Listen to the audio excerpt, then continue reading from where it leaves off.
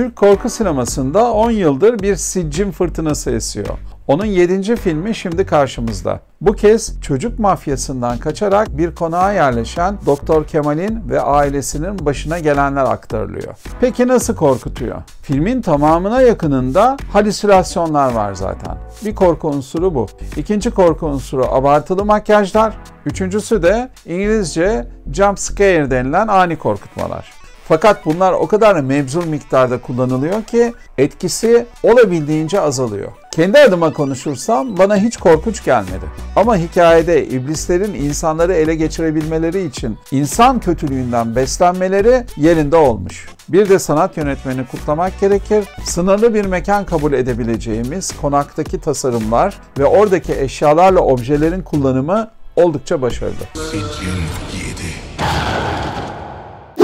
Babasıyla uzun yıllardır kopuk olan bir genç kadın onun ölümü üzerine Almanya'ya gider ve babasının sahibi olduğu bir binayı devralır.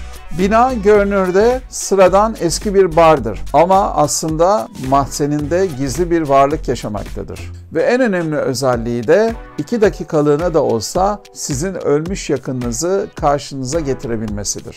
Mahzen bu varlığa ait bulmacayı adım adım çözerken aynı zamanda gerilimi de yükseltiyor. Sağlam bir korku filmi seyretmek isteyenler için bu haftanın ideali.